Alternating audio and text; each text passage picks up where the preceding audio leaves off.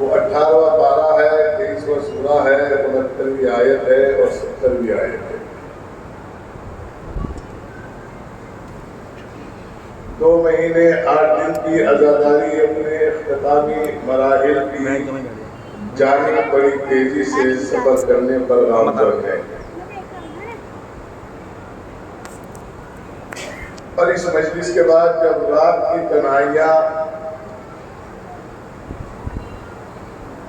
और आपके आराम बख्शने वाले बिस्तर आपको नसीब हो,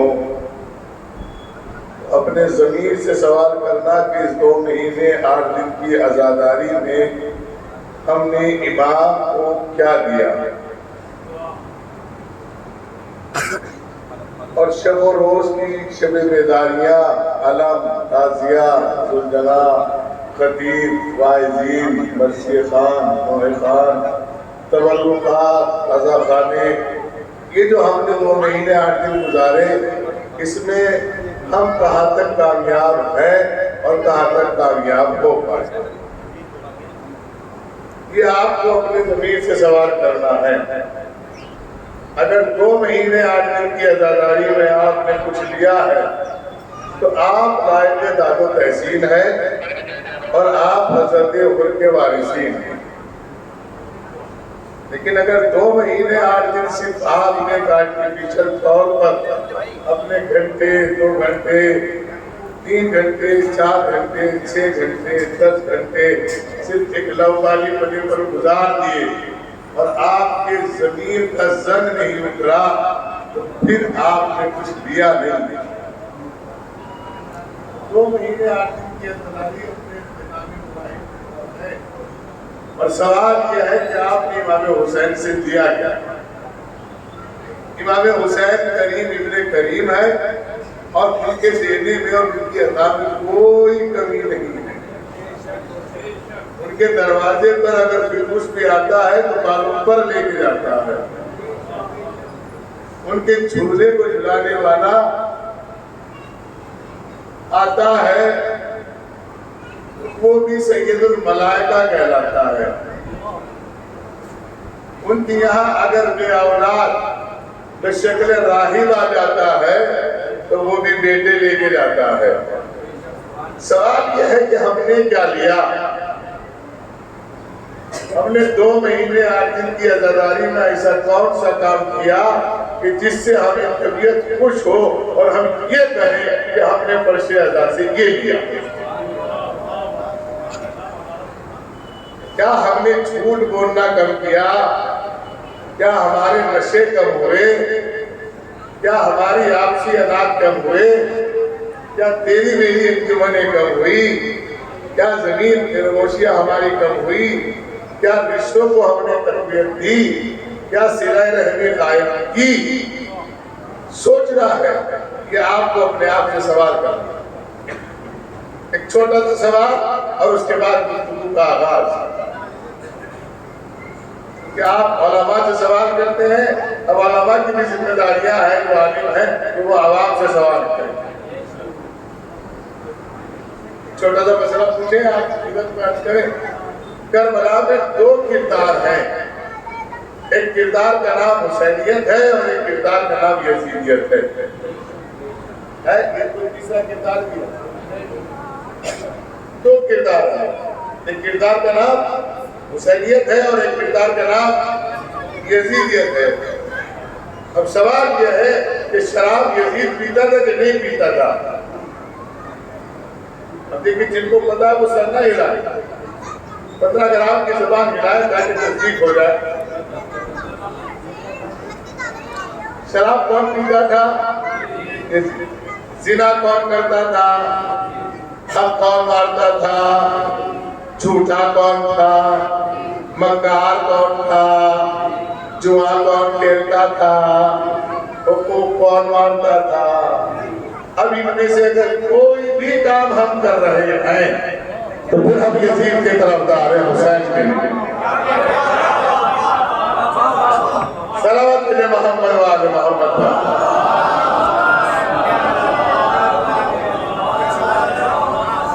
अब ये आपको फैसला करना है कि आप किसके साथ हैं। अगर हमने हमें कोई शराब पी रहा तो कदम हुसैन के साथ नहीं है। अगर हमें कोई जिना कर रहा तो कदम हुसैन के साथ नहीं है। अगर हम किसी का हक मार रहे हैं तो कदम हुसैन के साथ नहीं है। इमाम आली मकाम के साथ वही हो सकता है जो हर नशे से दूर हो, चाहे ताकत का नशा हो, चाहे खानदान का नशा हो, चाहे दौलत का नशा हो, चाहे इज्जत का नशा हो, चाहे बेटों का नशा हो, चाहे सरकारी नौकरियों का नशा हो। अगर नशा किसी भी उस में पाया जाता है तो हम सरकार हुसैन अलैहिस्सलाम के लगा नहीं है। हर अज़ान खाने से आवाजें आ रही है, सैयद अली खान जिंदाबाद, सैयद अली सिस्तानी जिंदाबाद। हम पूछना चाहते आप नारे क्यों लगा रहे हैं? आपके अंदर ऐसी कौन सी खूबी है कि आप नारे लगा रहे हैं? आपसे सवाल है, आप क्यों जिंदाबाद जिंदाबाद कह के एनर्जी वेस्ट कर रहे हैं? आवाज आएगी हम जुल्म के खिलाफ है, तो जो आप मौला कायनात की जबान में ज़लम नफ्सी व तजर्रत व जहदी, जो अपने नफ्स पे जुल्म कर रहे हो, पहले इससे दूर हो जाओ, फिर दूसरे जुल्म समझना। सलावत है मोहम्मद वाले एक सलावत है मोहम्मद वाले।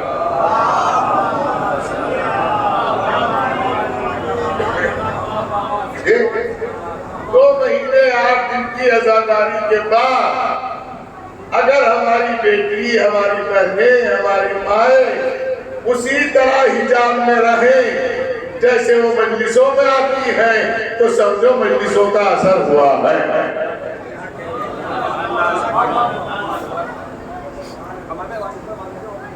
और अगर नहीं है तो मजलिसों का असर नहीं हुआ।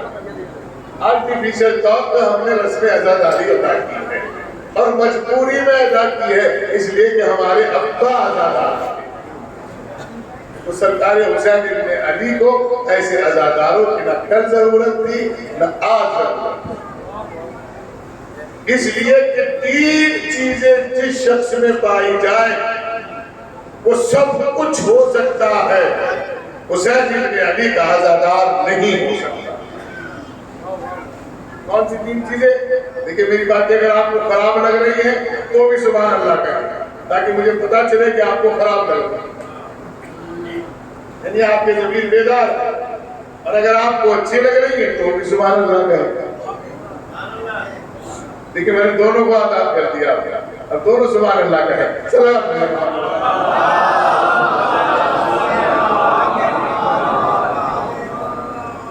तो 3 चीजें जिस शख्स के अंदर पाई जाए, फिक्री एतबार से, जिस्मी एतबार से, कल्बी एतबार से, नजरी एतबार से, ज़हनी एतबार से, जिस जाविये से 3 चीजें पाई जाए वो सब कुछ हो सकता है, मौला का आजादार नहीं हो सकता। पहली क्या? जिसके दिलो दिमाग में माल की मोहब्बत पाई जाए। काय की मोहब्बत?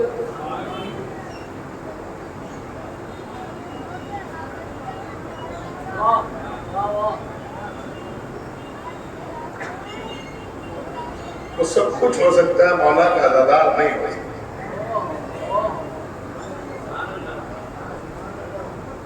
सब कुछ हो सकता है, मौला का आजादार नहीं हो सकता। जिसके दिलो दिमाग में जिंदगी से मोहब्बत पाई जाए, सब बचा, मैं बचा रहा। मेरी बिरादरी बदनाम हो तो हो, मैं बचा रहा। मेरे खानदान की खिल्लियां उड़े तो उड़े, मैं बचा रहा। वो सब कुछ हो सकता है, मौला का आजादार नहीं हो सकता। 2 बात। तीसरी बात है अहदे का तलबगार। अहदे का तलबगार पता है कि मेरा हक नहीं है, कुछ कर नहीं पाऊंगा, लेकिन मुतवल्ली मुझे बनना है।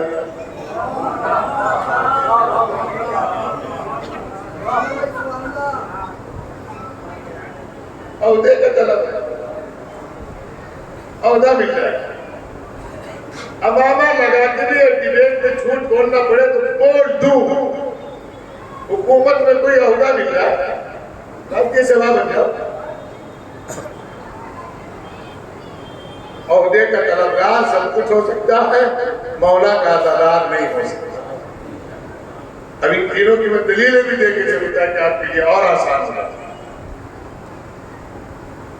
जहां माल की मोहब्बत होगी वहां मोहब्बत अहले बैत नहीं आ सकती।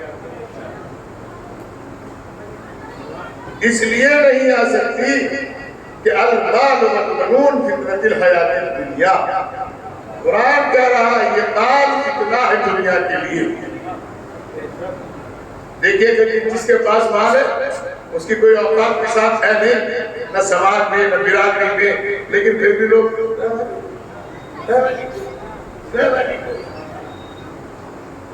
मुझे किस अंदाज से सलाम कर रहे हो साहब, ये तो बता क्या समझा गया।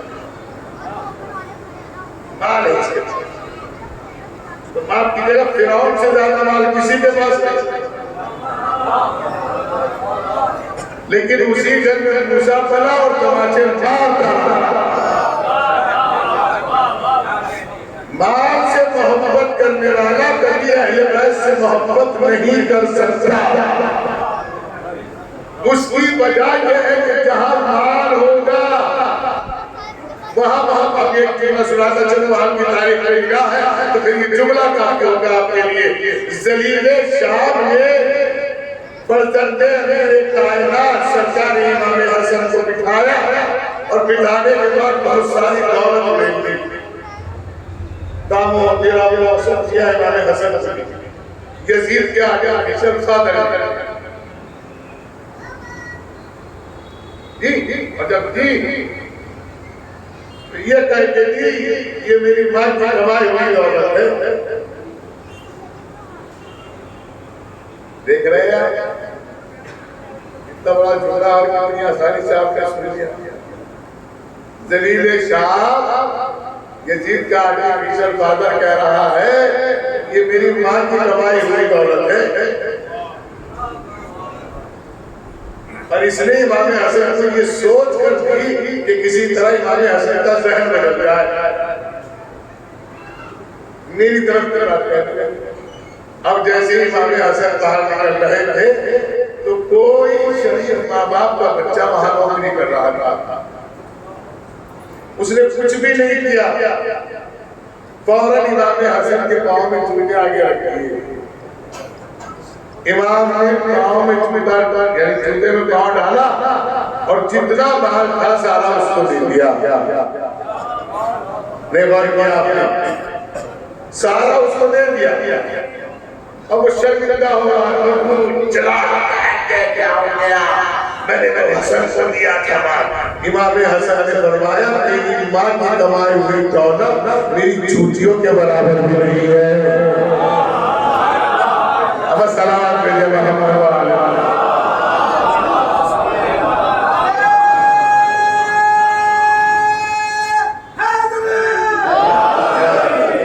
सलाम और क्या आपके खुदा प्राप्त कर रहे हो।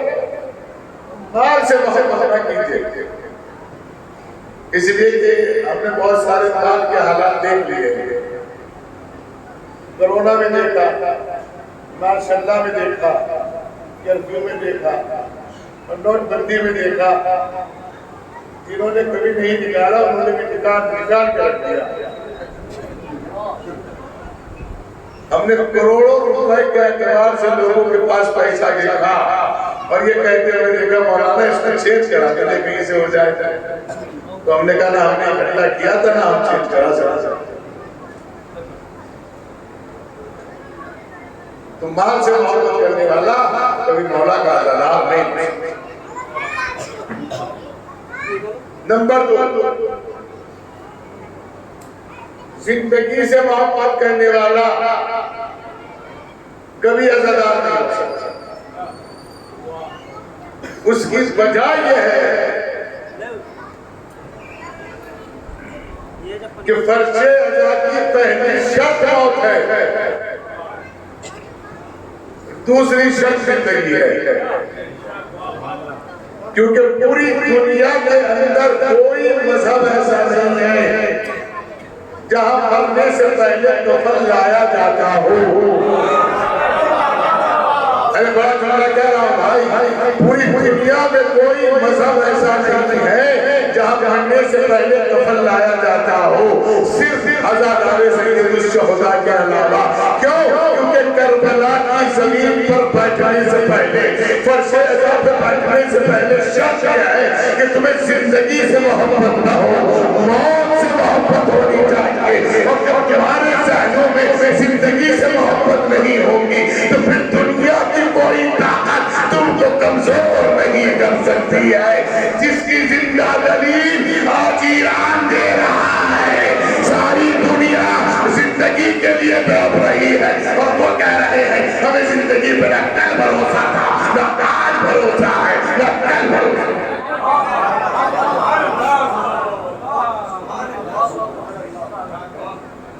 एक सलाम निशान से बात दीजिएगा।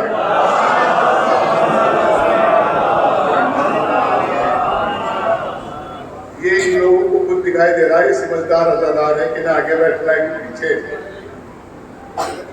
एक सलावत और भी दीजिएगा।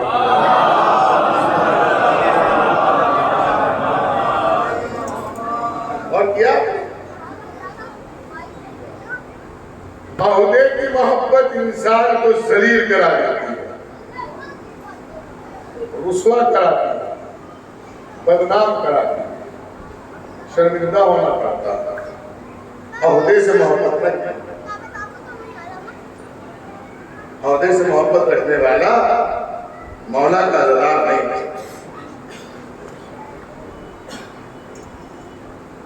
जिंदगी से मोहब्बत हो वो मौला का अज़ादार नहीं है। डरता है कि मुझे मार देगा, हम बात नहीं क्या कहते।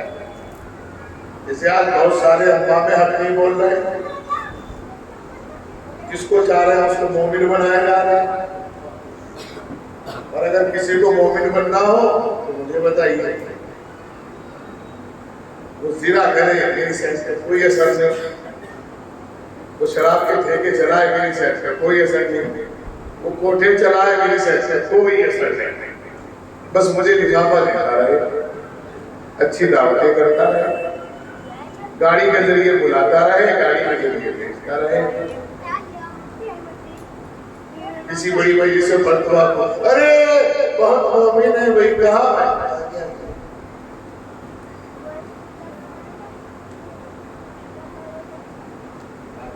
देखिए ये हो रहा है, ये हो रहा है और ये हो चुका है।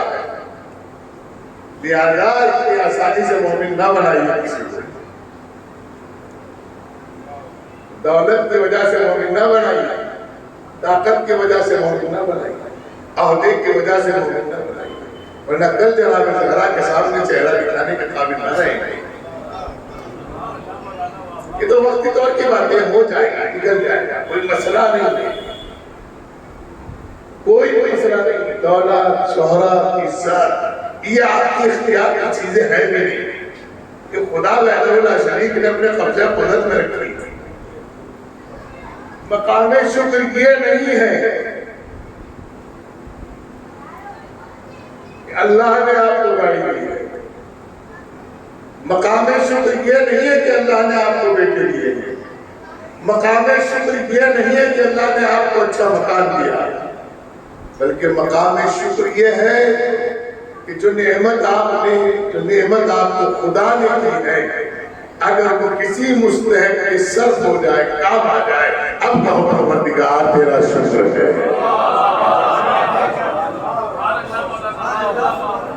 हम नंबर 2 के पैसे से कोठी बना के बाहर लिखवा रहे, हाँ ज़मीन फज़्ल रब्बी, ये मेरे रब का फजल है, जबकि ज़ाहिरी बात में सबको पता है किसका फजल है।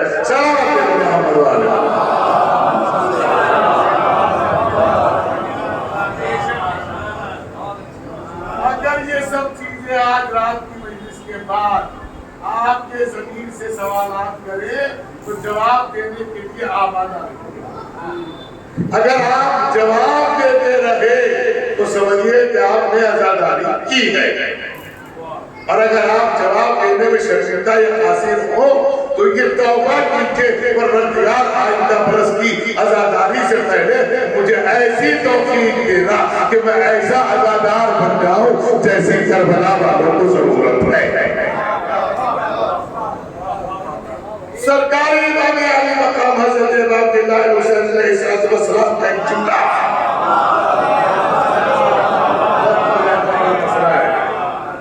आपका फिक्रा है कि मुझ जैसा तुझ जैसे किफायत नहीं कर सकता।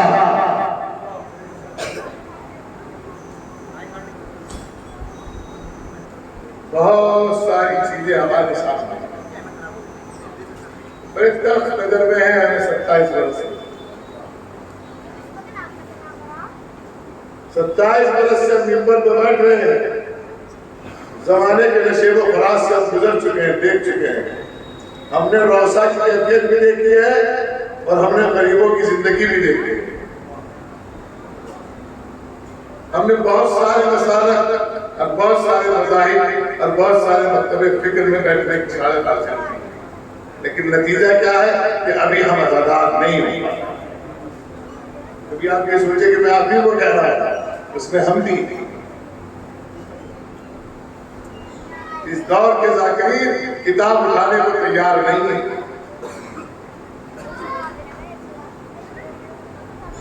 इसका जो दिल चाह रहा वो मिंबर को बयान कर रहा है। जिसकी आजादारी की तबीयत जैसे आजादार की कर रही हो वैसी आजादारी कर रहा है। कोई घोड़े को मिलाते हुए पानी पी रहा है, कोई दूध से ताजिया धो रहा है, कोई दूध से ऊँटों को नहला रहा है, कोई 72 अदद एक साथ निकाल रहा है, कोई 72 जुंजना एक साथ निकाल रहा है, कोई 72 ताबूत एक साथ निकाल रहा है। अरे भाई भैया, वैसी आजादारी कर लो जैसे आपके बुजुर्गों ने आपको दी थी। इस आजादारी को आप ऊपर नीचे करने की कोशिश न करो, वरना बर्बाद हो जाओगे। इसलिए कि आपके बुजुर्गों से ज्यादा न कोई साहिब हैसियत है, न कोई साहिब जहानत है, न कोई साहिब दौलत है, न कोई नंबरदार है, न हजारों रुपये की जमीनें हैं, न गुलाम है, न नौकर है। इस दौर में आप खुद नौकर हो। लिहाजा में उस जमाने की आजादारी है जब हम मनसबदार भी थे, साहिब हैसियत भी थे, साहिब दौलत भी थे, साहिब इज्जत भी थे, साहिब फख्र भी थे। हर अधिकारी तुझे पहनने लगा है आपके रोज़े आशूरा, क्योंकि आपने उनको रास्ता बताया है। बिरयानियां उतर रही हैं, शीर महाराज बढ़ रहे रोज़े आशूरा। कहीं से एहसास होगा कि आज रोज़े आशूरा है। आपसे पूछ रहा हूं, अरे आपसे पूछ रहा हूं जनाब, मैं अहमद हूं, मैं तो पढ़ा लिखा हूं,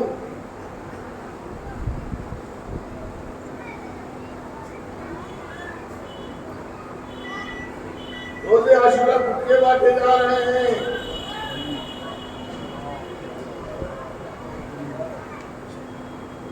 डेढ़ से ज्यादा बेटियां खा रही हैं, इंस्टाग्राम चलाए जा रहे हैं। कौन सी आजादारी कर रहे हो ये पूछना चाहता हूं। अगर इसका नाम आजादारी है तो ये आजादारी आपके साथ है। मुझे ऐसी आजादारी की न कल जरूरत थी न आज। मेरी बातें आपको अच्छी लग रही होगी, पूरी तो नहीं लग रही होगी, इसलिए कि पूरी कहीं लगेगी भी नहीं। कोई ना कोई किसी ना किसी का रिश्तेदार है जहाँ सुनना को मिलाते हुए पानी पिया जा रहा है, ऐसे पी रहे हैं। और कब वक्त वो पी रहे हैं जो कभी अपने सेफ माँ बाप को पानी नहीं पिलाते। वो भी तो अलग उठा रहे हैं जो अपने माँ बाप को उठाने को तैयार नहीं, वो अलग उठाए जा रहे हैं।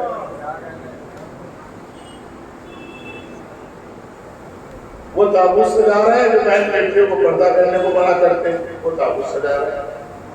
अजादारी कौन से एंगल से पाई जा रही है ये बताइए। महाराज ये अपने जमीन से पूछेगा आज आप बिस्तर पे सोए, और मैंने आपको इसलिए सब बातें हाँ हाँ हाँ हाँ करवाई है ताकि मुझे मैशर आप ये ना कह सको कि हमने तो हाँ हाँ की नहीं थी।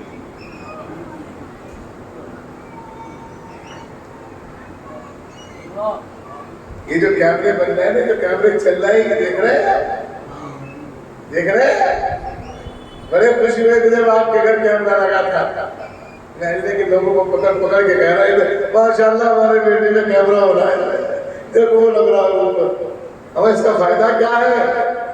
कहने लगे इसमें 7 साल 2 साल 10 साल पुरानी जो कोई हरकत किसी ने की होगी वो इसके अंदर कैद हो जाएगी।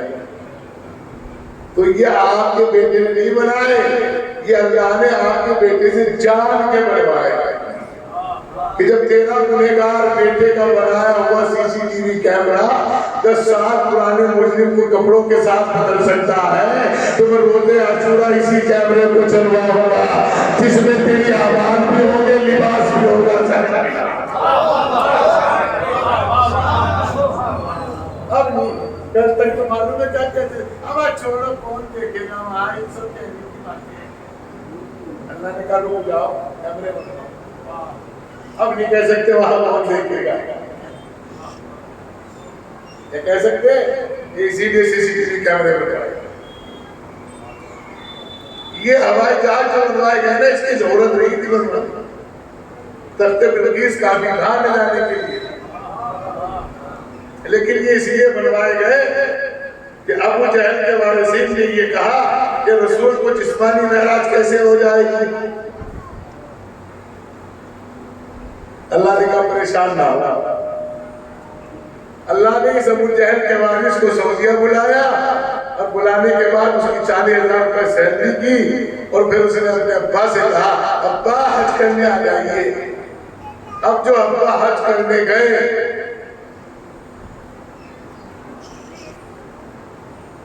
तो पहले तो यहाँ से ट्रेन में बैठे मेरठ से, और मेरठ के मोमिनीन बड़े जोर खरोश से रेलवे स्टेशन छोड़ने गए। अब तो खैर कोई किसी को न छोड़ने जाता न लेने जाता, अब तो इतनी मोहब्बतें हो गई आपस में कि सगा भाई भी जाता है तो पता ही नहीं चलता करबला कब गया था और हज कब कर आया। इतनी खतर है कि हम लोगों के रिश्ते में आ गई है, सारे हाथी नमाजी हैं, रिश्तेदार किसी का किससे कुछ नहीं।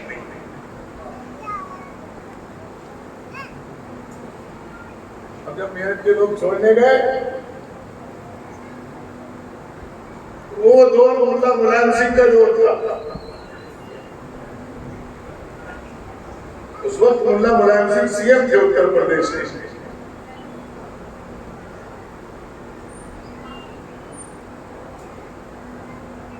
हर आदमी देखता था उस जमाने में।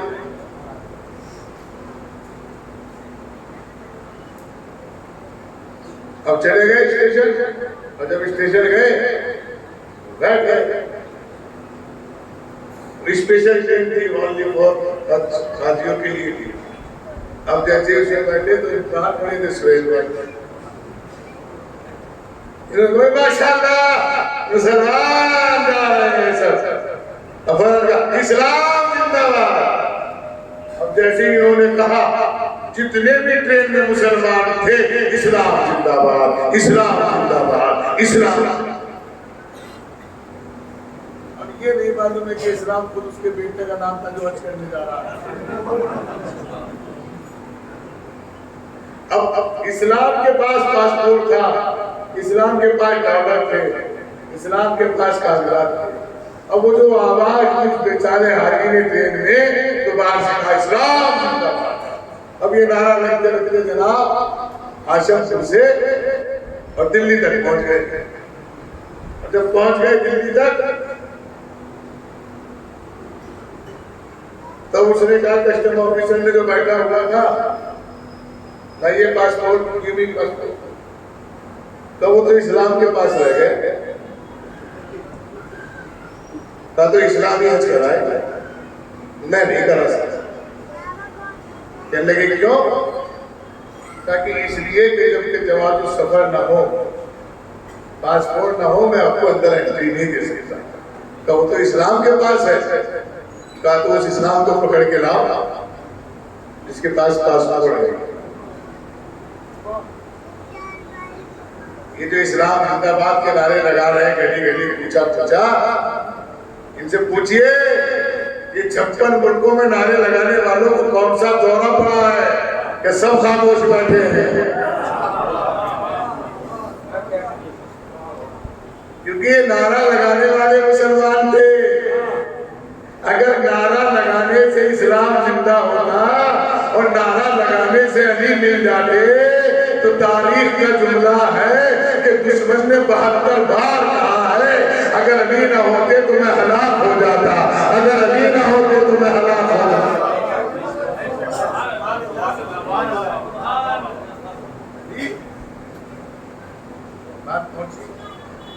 अल्लाह आपको सलामत।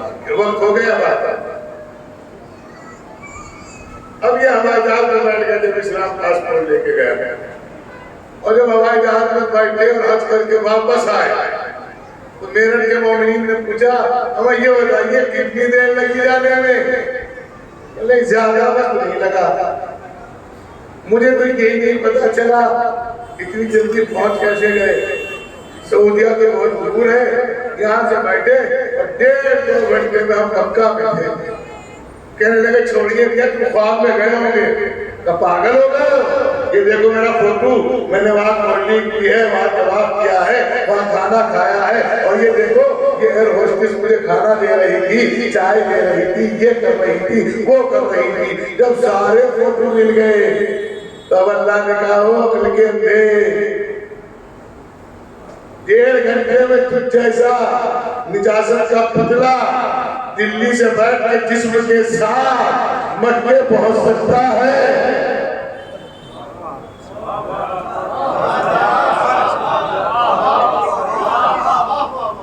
जिसके सदक़े में पूरी कायनात बनी है, क्या वे उस नबी को जमीन से आसमान तक नहीं बुला सकता? कोई मसला नहीं। अब आपको वही आदत पड़ गई उसी तरह सुनने की, अब वो मेरी आदत बदल गई।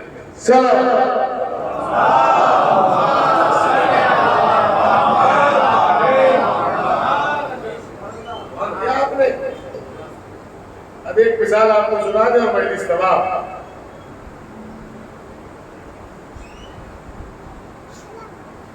हम बहुत छोटे थे, शऊर की दहलीज पे हमारा गालिबन पहला कदम रहा होगा।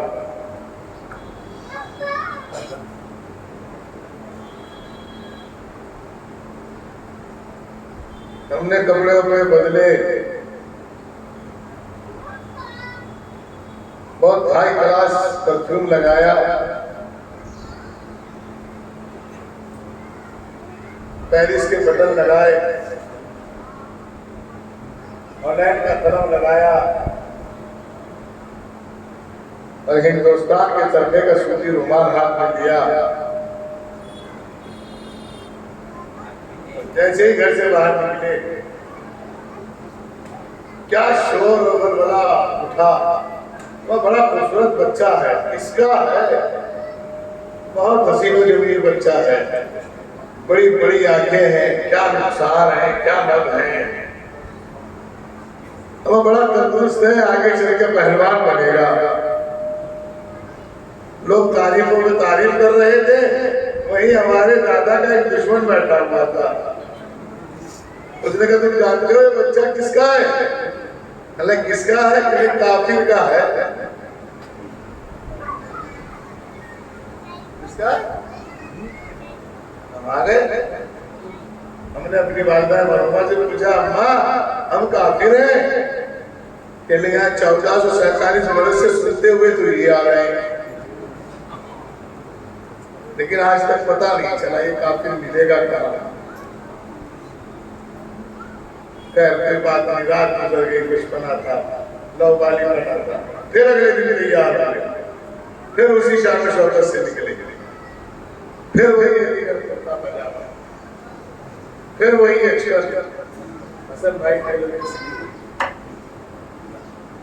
फिर वही जफर के लगे हुए बटन, फिर वो हल्का से टूटा हुआ गुलाब फिर चले और फिर वही तारीफ होगी फूल।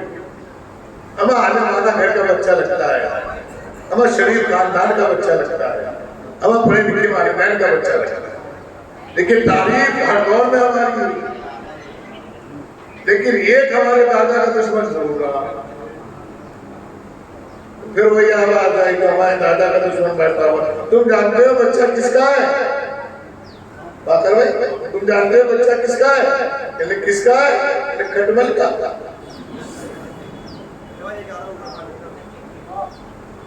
अगर हमने अपनी वालदा से पूछा ये खटमल कौन है, लेकिन 1447 बरस हो गए पता नहीं चला। फिर हम तीसरे रोज निकले, फिर वही क्षमा, फिर वही तारीफों के पुल, फिर हमारे दादा के दुश्मन बैठा हुआ था।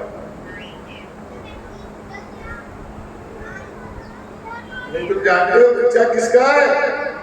कहते किसका? कहते रामसी का है।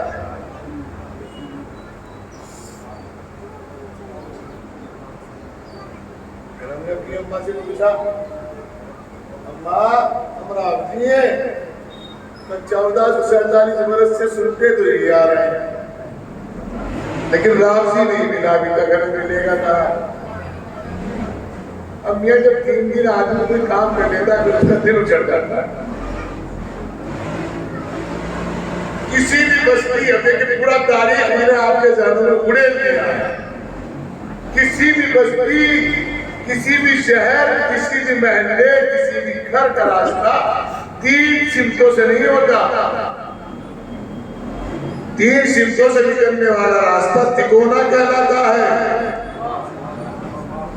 और तिकोना किसी को किसी भी हाल में पसंद नहीं है। लिहाजा हर घर के, हर शहर के, हर महल्ले के, हर बस्ती के 4 सिमत होते हैं कि नहीं? अब 3 सिमतों पे हम गए। जब पहली सिमत गए तो हम काफिर, दूसरी सिमत गए तो हम राफी, तीसरी सिमत गए तो हम खटमल। आज हमने न कपड़े बदले, न इत्र लगाया, ऐसे ही टूटा फूटा कुर्ता पहना और ऐसे ही काला कुर्ता पहना, कहीं से उधड़ा हुआ था, कहीं से जेब बनी हुई थी। आज हमने ईट भी नहीं लगाया और हम जा रहे थे चौथे रास्ते पर। आवाज आई, देख रहे हो कोई मौला ही लगता है, कोई मौला का जनार लगता है, बड़ा शरीफ लगता है, मातमदार लगता है, अलीउल्लाह वाला लगता है, हसन वाला लगता है, हुसैन वाला लगता है, करबला वाला लगता है। हमने उसी दिन से कहा अम्मा हम तीनों रास्तों में से किसी भी रास्ते को नहीं अपनाएंगे, हम चौथे रास्ते पर बैठ जाएंगे। इसलिए कि इसमें इज्जत भी है, शराफत भी है। नारे हैदरी, नारे हैदरी, लब्बैक या हुसैन, लब्बैक या हुसैन, लब्बैक या अब्बास, नारे सलवा। बस हमारे वक्त में गुंजाइश नहीं है। मैं चंद बातें आपसे करना चाहता हूँ तारीख की नजर में। उसी दिन से हमने वही रास्ता पकड़ा और हर दौर में हमें या तो खटमल कहा जाने लगा, या काफिर कहा जाने लगा, या राफसी कहा जाने लगा। बेनमाजी हम बने, बिदअत अमल अंजाम देने वाले हम बने। अलम हमारा बिदअत है, ताजिया हमारा बिदअत है, सुलझना हमारा बिदअत है, काला लिबास हमारा बिदअत है, तबर्रुक हमारा बिदअत है। नमाज हम नहीं पढ़ते, रोजा हम नहीं रखते, काफिर हम बने, खटमल हम बने। लेकिन खुदा का शुक्र है ऐसे कुफ्र का हमारा रिश्ता जुड़ा हुआ है। जब हमने अपने दादा को काफिर देखा और दादा की हंसवाने उंगली पड़ी तो उसने बेगैरत मुसलमानों को बांध के अपने बेटे की शक्ल में चौथा खलीफा दिया और एक नबी दिया।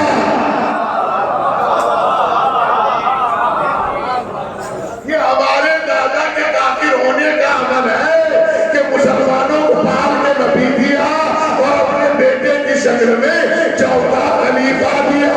अब दूसरी मंजिल सुनिएगा, हम नमाज नहीं पढ़ते थे, हम रोजा नहीं रखते थे। अब समझ में आया वो 1447 बरस पहले का जुम्मा जो अमीर कायनात ने मस्जिद कूफा में सर लगने पर पढ़ा था।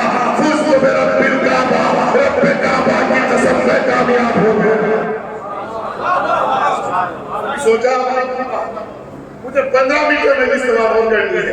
कभी सोचा आपने क्यों कहा था जिस जमीन की बुनियाद हिंदा के शौहर और बेटे ने रखी 50 बरस तक जहां शहर खोला गया हर अमल में। मौलाना का मोबाइल किसने छीना? अली छीने।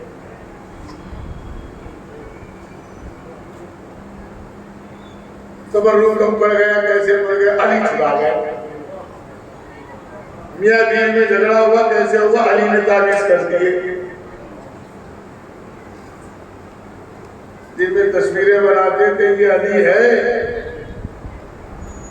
नाउज़ुबिल्लाह ये बहुत जालिम है, ये लूटता है, ये मारता है। सुने तारीख की करवाहट सुने जवान। टॉफी, जिनमें टॉफी दी, खेलने के खिलौने दिए और शाम आई और सोहेल ने हमें छीन लिए और छीन के पूरी तरह को मुंह करके खड़े हो गए। अब बच्चों ने रोते कहा अम्मा हमारे खिलौने कहाँ गए? सोहेल ने छीन के टेबल में लगा के कह रहे अली छीन गए। 50 बरस तक अली के खिलाफ ये रास्ता तैयार हुआ।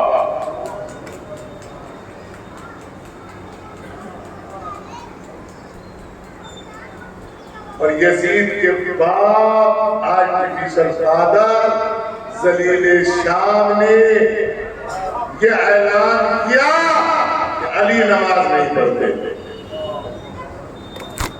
अली क्या नहीं पढ़ते? अब अंदाजा लगाइए कि शबे ज़रबत क्या कहा मौला कायनात ने, परवरदिगारा मैं कामयाब हो गया रब्बे काबा की कसम। क्यों कामयाब हो गए अली? क्या अली की कामयाबी के लिए एकदम है कि मुसलमानों के चौथे खलीफा है, शियों के पहले इमाम है, सादात के आबा उस्ताद है, अबू तालिब के बेटे हैं, दामाद रसूल है, शौहरे बतूल है, बाबाए हसनैन है, जीनते काबा है, मेहमारे काबा के वारिस है, फाताए खैबर है, फाताए खंदक है, फाताए हुनैन है, फाताए जमल है, फाताए सिफीन है, अब्बास जैसे बेटे हैं, हसन हुसैन जैसे बेटे हैं, ज़ैनब कुलसुम जैसी बेटियां हैं।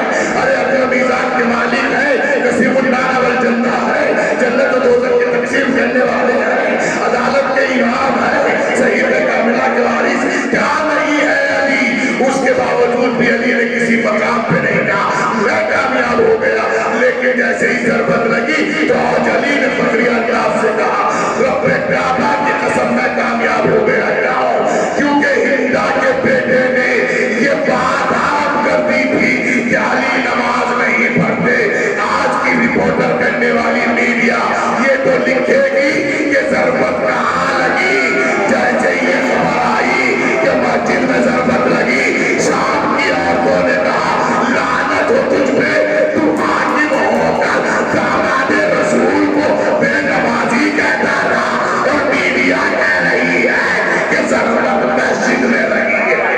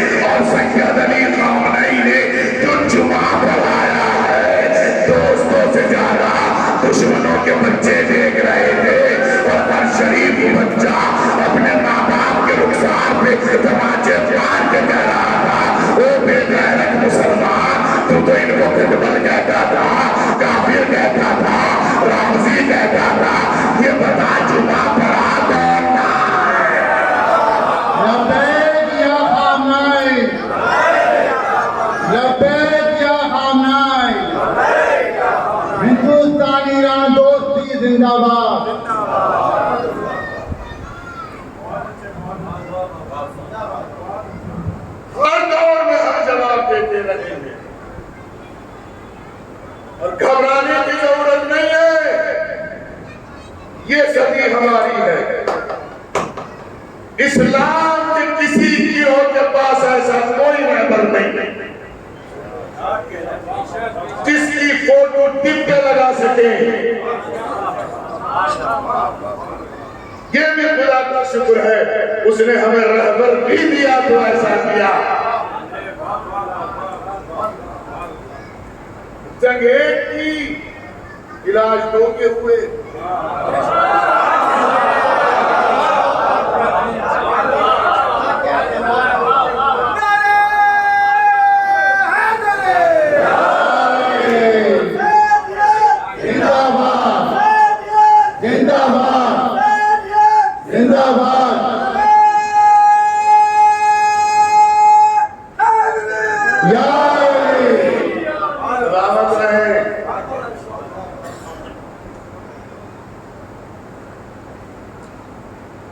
कुरान पढ़े,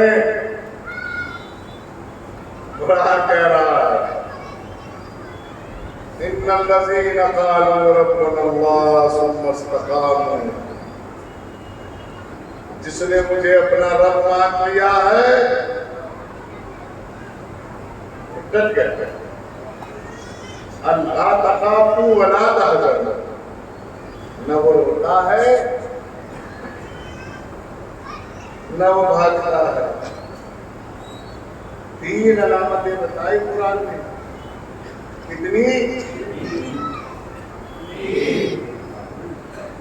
क्योंकि सलमान नदवी साहब जो है ना, उनसे हमारी रिश्तेदारी है।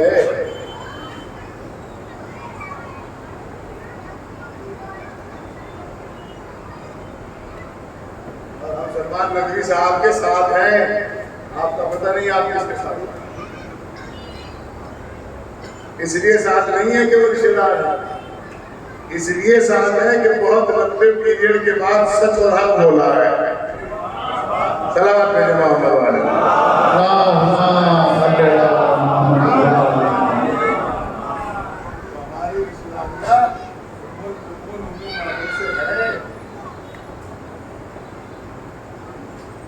लिहाजा कुरान ने तीन अलामतें बताई।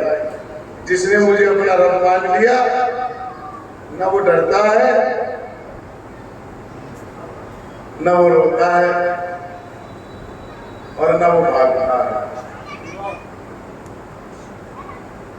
न वो रोता है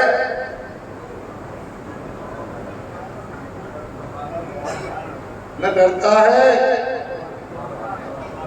न भागता है। कितनी अलामतें बताई? न वो रोता है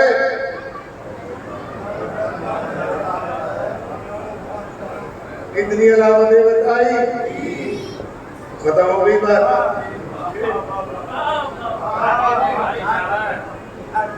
इसका मतलब है ये तो अकेला डरा है, अकेला रोया है, अकेला भागा है। ये बेनियों के लिए एक रोया है, एक डरा है, एक भागा है। अगर ये डरा है तब भी खुदा इसके पास नहीं, अगर ये रोया है तब भी खुदा इसके पास नहीं, अगर ये भागा है तब भी खुदा इसके पास। अब मुझे नहीं मालूम है कौन रोया,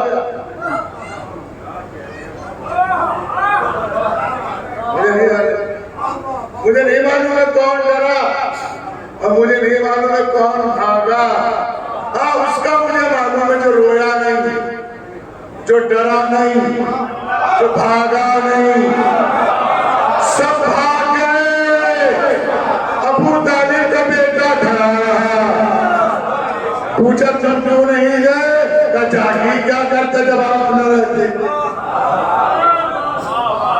सब भागे, और जो खुद नहीं भागे उन्हें घोड़े लेके भागे।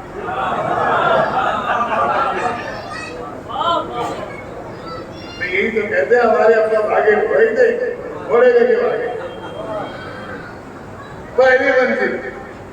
दूसरी मंजिल क्या है? न खुद रोए। अरे ये रोने के मसले बड़े अजीब है। जो जिसके पास ना होगा न वो रोएगा, न वो डरेगा, न वो भागेगा। इसका मतलब है कि तीनों के पास अल्लाह नहीं है।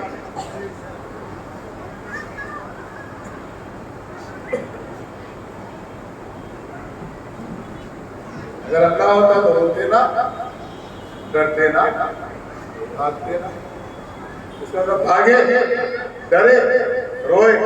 अब कौन डरा, कौन भागा, कौन रोए, हमें क्या पता? हमें तो उनका पता है जो ना रोए ना डरे भागे। अच्छा, अब कैसे पता चले उनका बच्चा हमारे पास आया और आने के बाद कहने लगा? अब कैसे पता चले? ये तो तारीफ का झूठ भी हो सकता है। तो मैंने गूगल अंकल से कांटेक्ट कीजिएगा और उनसे कहिएगा लेटेस्ट न्यूज बताइएगा, आज के टाइम में कौन है जो डर भी रहा है, रो भी रहा है, भाग भी रहा है, और कौन है जो न डर रहा है, न रो रहा है, न भाग रहा है? तो फौरन आया जवाब, 56 लोग रो भी रहे हैं, डर भी रहे हैं, भाग भी रहे हैं। अकेला काम नहीं है, न डर रहा है, न रो रहा है, न भाग रहा। तो पता चल गया जिसके बुजुर्ग जैसे होते हैं उनके बच्चों को वैसी ही विरासत मिलती है। नारे हैदरी, लब्बैक या खामनाई, नारे सलवार। अब दामन वक्त में गुंजाइश नहीं रही, बात तमाम हो गई, जिंदगी रही और जिंदगी आने की तौफीक हुई तो फिर आपकी खिदमत में हाजिर हूं। बुजुर्गान बैठे हुए हैं, कभी इसको अपने ज़हन में लाइए और देखिए कि हमने आजादारी को कहां से कहां पहुंचा दिया।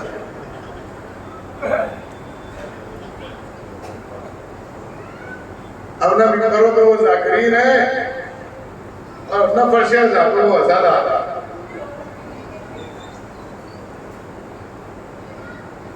न क्या सियासत थी सत्ताधारी की।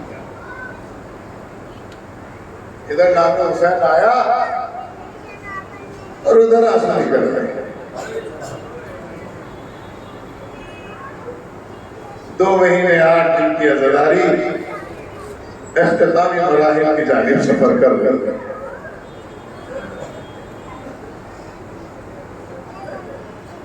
जब आप फुर्सत देंगे तो यही कहेंगे जिंदा रहे तो आइंदा बरस में फुर्सत देंगे, मर गए तो सलाम है। आज आपको मालूम है फुर्सत किसे देना है?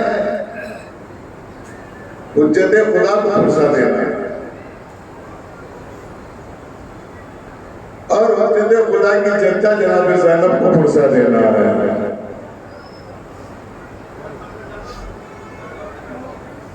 एक फिक्रा मसाइल का पढ़ूंगा और मजलिस तमाम हो जाएगा।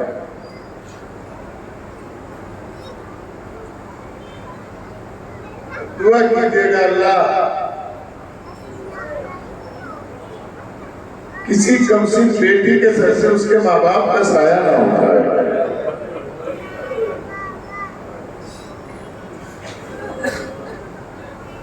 और खसूसी तौर पे मैं जवानों से भी गुजारिश करूंगा कि वो बहुत तेजी में पलट के अपने वालिदैन को जवाब ना दिया करें और बहुत तेज गाड़ी और बाइक न चलाया करें। इसलिए कि जब तुम घर से बाहर जाते हो तो माँ का कलेजा कंधे पर रखा रहता है और बाप की निगाह दहलीज पे टिकी रहती है। इसलिए कि जनाब अली अकबर से बड़ा कोई नहीं है।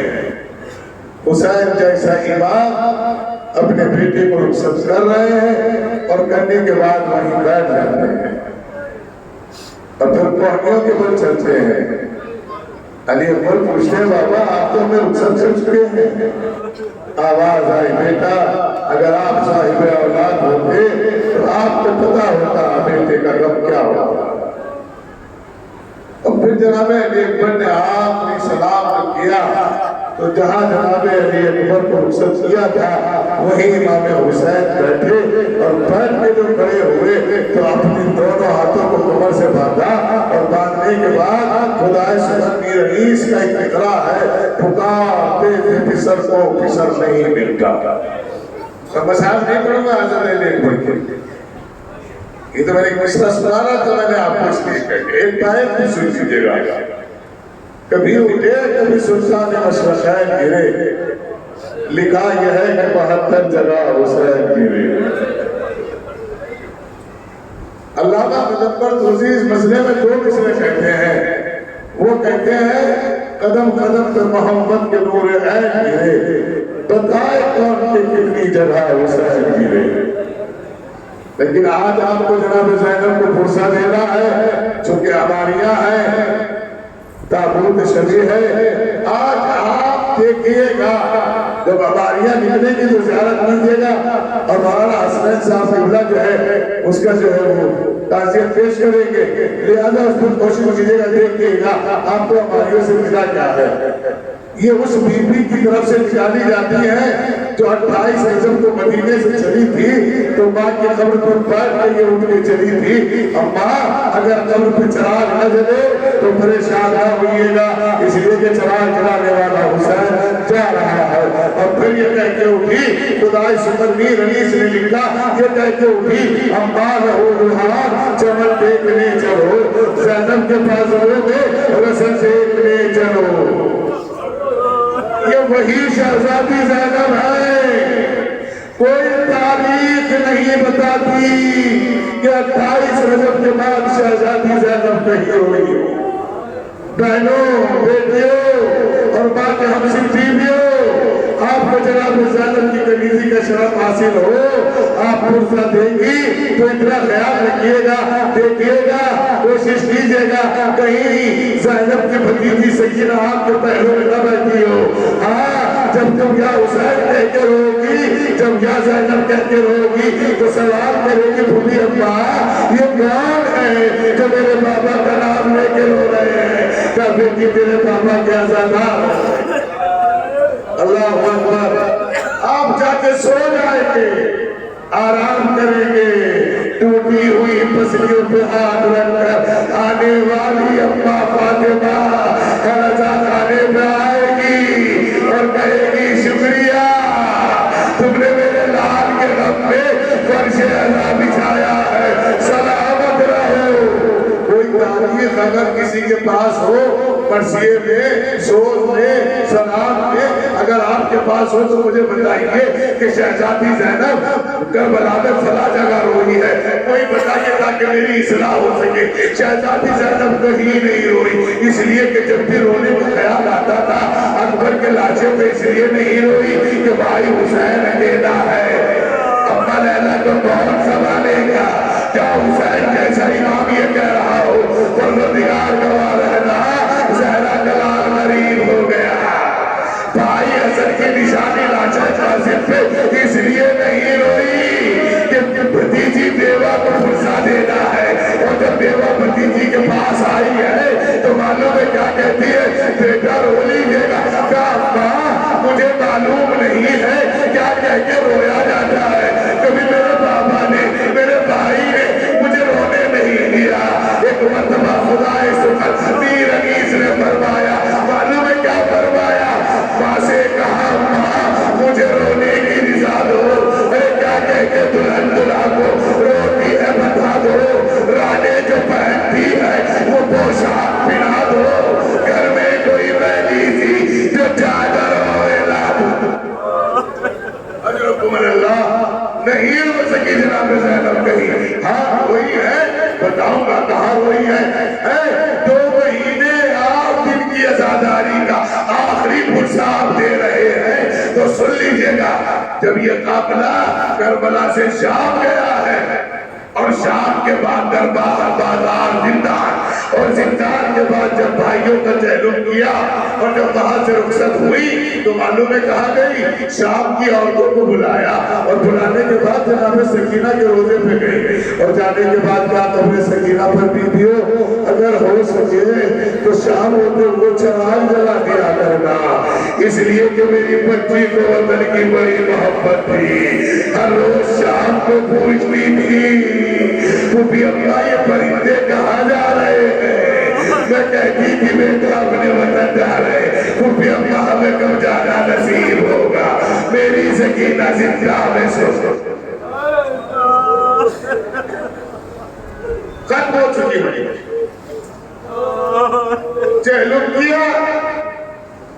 और चहलुम करने के बाद जब ये काफिला करबला पहुंचा तो जाबिर बिन अब्दुल्लाह अंसारी जिन्होंने रसूल का सलाम पांचवें इमाम को पहुंचाया,